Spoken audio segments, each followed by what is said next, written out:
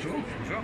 Pour ceux qui ne me connaissent pas, est-ce que vous pouvez vous présenter et décrire votre parcours? Bien sûr, je m'appelle Cédric Riegelbach. J'ai une formation d'ingénieur et j'ai bossé dans un certain nombre de secteurs qui n'ont rien à voir avec le climat. Et puis il y a 10 ans, j'ai commencé à m'intéresser au sujet et j'ai changé de métier pour bosser sur le climat. Donc j'ai lu les rapports du GIEC et j'ai cherché du travail dans ce domaine. Et je suis allé travailler pendant 6 ans dans une association qui s'appelle The Shift Project, dont j'étais le directeur et une asso qui fait du lobbying d'intérêt général sur les questions de climat. Merci beaucoup. Deuxième question, vous êtes à l'initiative de la fresque du climat. Quelles ont été les motivations qui vous ont poussé à la création de cet outil pédagogique? Est-ce que vous pouvez aussi présenter tout simplement la fresque du climat? Oui, très bien.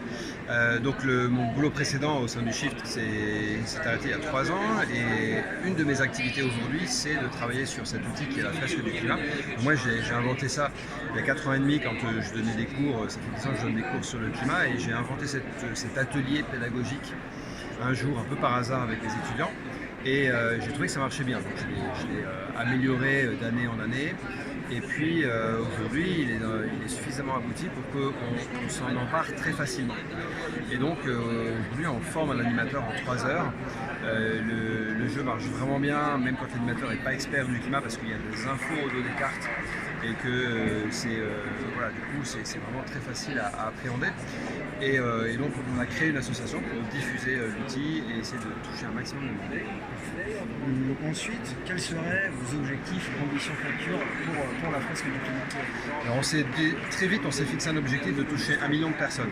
Donc c'était un moment où on formait quelques dizaines d'animateurs et on touchait quelques centaines de personnes.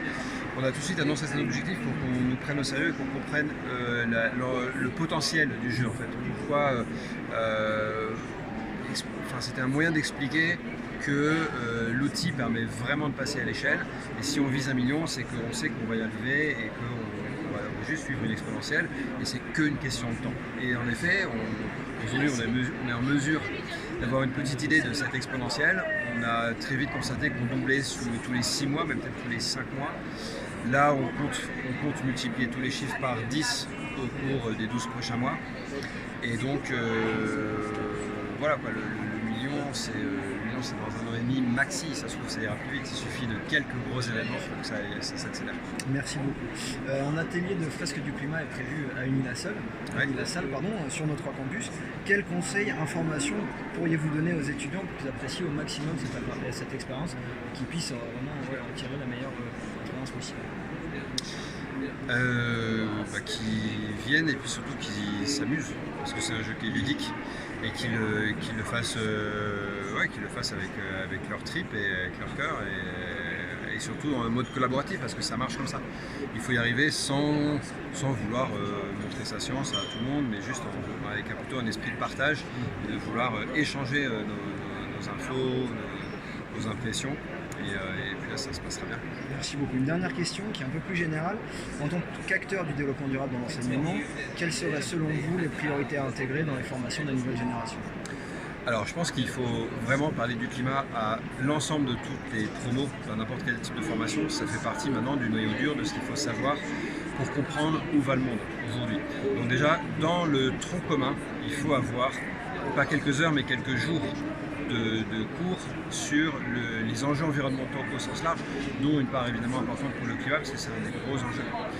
Ensuite, il faut aussi qu'il y ait des options qui se spécialisent là-dessus, c'est-à-dire une option qui soit peut-être sur le changement climatique ou sur la transition énergétique avec un aperçu des différents types de production d'énergie par exemple, un aperçu des mécanismes de politique de climat, des mécanismes de marché du carbone,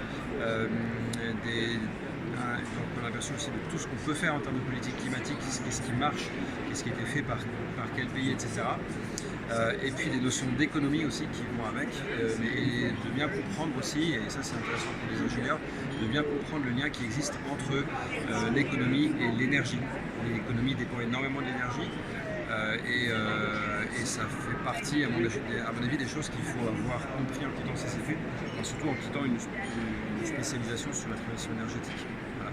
Et après, ça peut aussi être des modules plus courts de spécialisation, de mois, comme des certificats sur un point précis ou sur la transition énergétique à nouveau. Il faut tous ces aspects, à la fois du tronc général et des spécialités. Merci beaucoup. Merci.